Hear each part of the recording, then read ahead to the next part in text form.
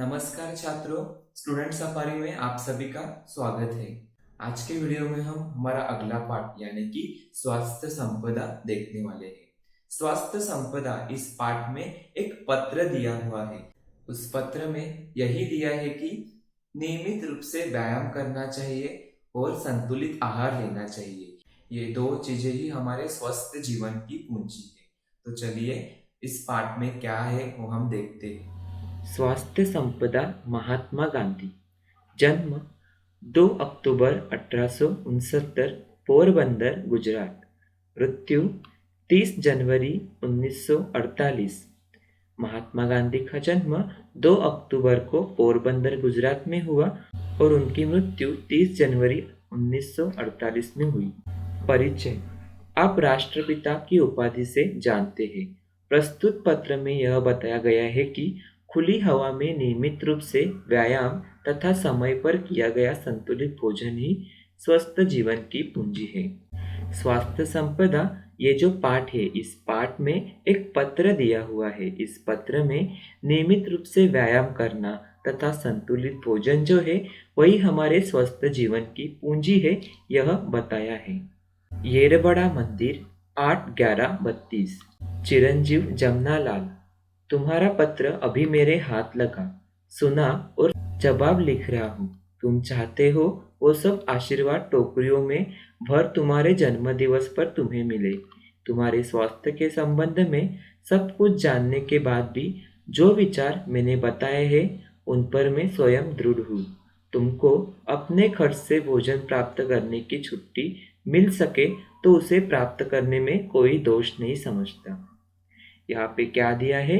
यहाँ पे जो भी चिरंजीव जमनलाल को पत्र लिख रहे हैं वो क्या बोल रहे हैं कि तुम्हारा पत्र मेरे हाथ लगा है और मैं उसका जवाब भी लिख रहा हूँ और मैं चाहता हूँ कि सब आशीर्वाद टोकरियों में भर तुम्हारे जन्मदिवस पर तुम्हें मिले, जो तुम्हें आशीर्वाद मिलने चाहिए। और तुम्हारे स्वास्थ्य के संबंध में सब कुछ जानने के बाद भी मैंने बताया है उन विचारों पर मैं स्वयं दृढ़ हूँ, मतलब उन विचारों पर मैं कायम हूँ। और तुमको अपने खर्च से भोजन करने की छुट्टी मिल सके उसे प्राप्त करने में मैं कोई दोष नहीं समझता। शरीर को एक अमानत समझकर यथासंभव उसकी रक्षा करना रक्षक का धर्म है। मतलब रक्षक मतलब कौन? जिसका शरीर है वह शरीर को अपनी अमानत मतलब प्रॉपर्टी है ऐसा समझकर उसकी रक्षा हमें करनी चाहिए। मौज मजे के लिए गुड़ की एक डली भी ना मांगो न लो, परंतु औषधि के तौर पर महंगे से महंगे अंगूर भी मिल सकते तो प्राप्त करने में कोई बुराई नहीं दिखती है। मौज मजा करने के लिए अगर हम गुड़ की एक डली भी मांग लो, परंतु औषधि के तौर पर हम कुछ मांगेंगे तो उसे प्राप्त करने में कोई बुराई नहीं दिखती है।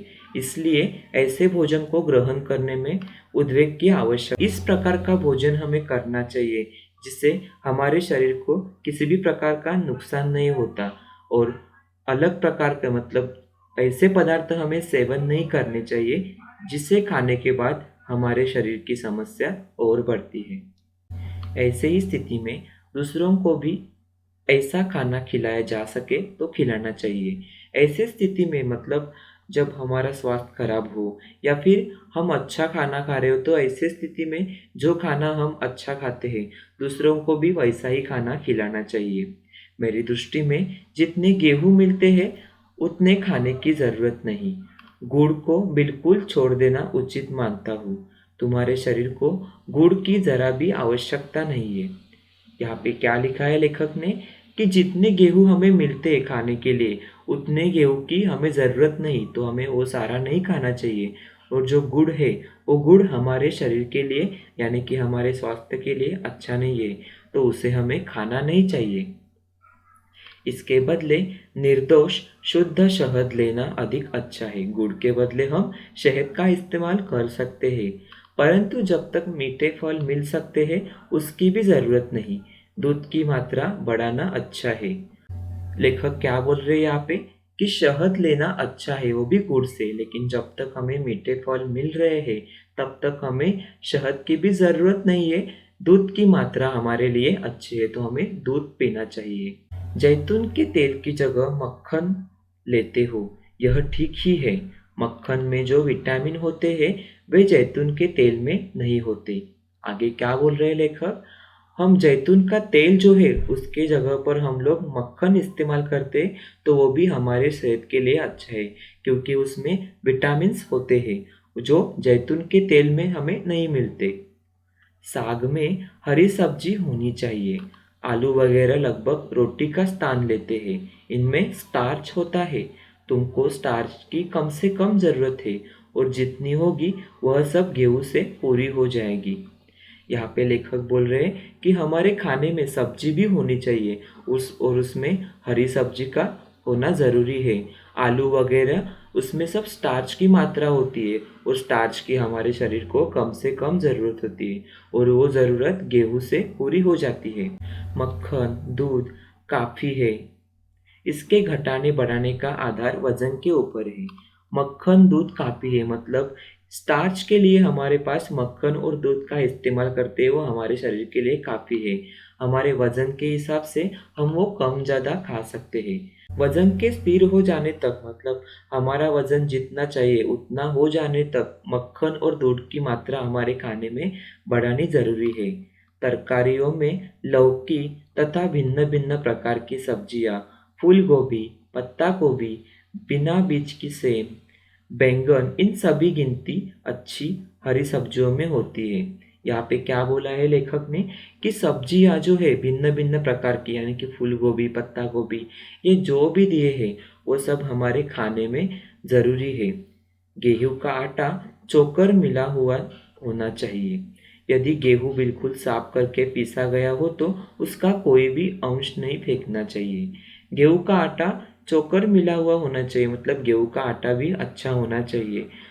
अगर बिल्कुल साफ करके पीसा गया हो तो उसका थोड़ा सा भी अंश फेंकना नहीं चाहिए, पूरा का पूरा हमें वो इस्तेमाल करना चाहिए, या फिर हमें जितनी ज़रूरत है उतना ही हमें इस्तेमाल करना चाहिए। फल में ताजे अंगूर, मौसम्बी, संतरा, अनार, सेब, अनानास लेने योग्य है। आजकल जो प्रयोग अमेरिका में हो रहे हैं उससे मालूम होता है कि एक ही साथ बहुत सी चीजें नहीं मिला देनी चाहिए।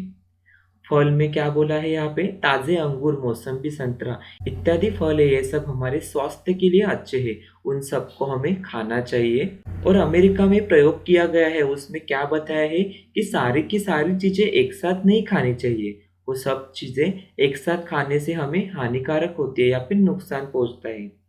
फल अकेला ही खाने से उसके गुण बढ़ते हैं। भूखे पेट खाना तो सर्वोत्तम है। फल क्या, अकेला मतलब हम एक फल खाते हो तो उसके साथ दूसरा कोई फल नहीं खाना चाहिए, उसे अकेला खाने में ही सर्वोत्तम गुण मिलते हैं। अंग्रेजी में कहावत भी है कि सुबह का फल सोना है और दोपहर का चांदी है, इसलिए पहला खाना अकेले फल का होना चाहिए। क्या तुम सुबह गर्म पानी पीते हो? सुबह गर्म पानी पिया तो इर्ज नहीं, तुमको 24 घंटे खुली हवा में रहने की इजाज़त मिल सकती हो तो लेनी चाहिए। यहाँ पे क्या बोल रहे हैं? सुबह का फल सोना और दोपहर का चांदी, मतलब एक वक्त पे हमें एक ही फल खाना चाहिए। अगर हम गर्म पानी पीते हैं तो वो भी हमारे लिए अच्छा है और हमें जितनी ज़्यादा हो सके खुली हवा में हमें रहना चाहिए। हम रह सकते हैं तो हमें खुली हवा में ही रहना है। खुली हवा में रोज धीरे धीरे प्राणायाम कर सको तो अच्छा है। मतलब क्या, खुली हवा में बाहर हम प्राणायाम जो है या फिर प्राणायाम संबंधी और जो योगा है वो हम कर सकते हैं। रात की सर्दी से डरने की बिल्कुल ज़रूरत नहीं। कंबल गले तक अच्छी तरह ओढ़ लिया हो और सिर तथा कान पर कपड़ा लपेट लो तो फिर कोई हानि नहीं। सर्दियों के दिनों का वर्णन यहाँ पे किया है, मतलब रात को जो सर्दी बढ़ती है उससे हमें बिल्कुल भी डरना नहीं चाहिए। हमें जो हमारा कंबल या फिर ब्लैंकेट, आप जो भी कुछ बोलते होंगे, उसे अच्छे से ओढ़ लेना चाहिए और सिर तथा अपना कान है वो कपड़े से अच्छे ढका रहता है, तो हमें सर्दी से बिल्कुल डरने की ज़रूरत नहीं है। चौबीसों घंटे शुद्ध से शुद्ध हवा श्वास के लिए फेफड़ों में जाए, यह अति आवश्यक है। मतलब दिन में हम लोग जितने बार श्वास करते हैं या फिर श्वास लेते हैं उसमें हमें जितनी शुद्ध से शुद्ध हवा मिल जाएगी उतना हमारा फेफड़ों के लिए अच्छा है। सुबह की धूप सहन हो सके तो इस तरह शरीर को खुली हवा में जितना खुला रख सको उतना रखना चाहिए। सुबह मतलब 10-11 बजे तक जो धूप मिलती है वो धूप हमारे लिए अच्छी है, क्योंकि उससे भी हमें विटामिन्स मिलते हैं। तो हमें अगर हम वो धूप झेल सकते हैं या फिर सह सकते हैं तो हमें वो धूप सुबह लेनी चाहिए। माधव जी की गाड़ी ठीक चले मतलब क्या? माधव जी भी इस प्रकार योगा वगैरह करते हैं, अच्छे से स्वास्थ्य का ध्यान रखते हैं।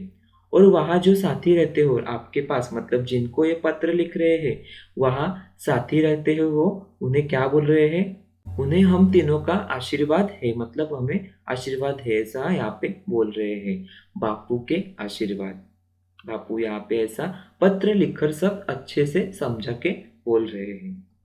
धन्यवाद दोस्तों वीडियो पूरा देखने के लिए। इस वीडियो को लाइक और शेयर करना मत भूलिए और हमारे चैनल को सब्सक्राइब करना भी मत भूलिए। फिर मिलते हैं अगले वीडियो में।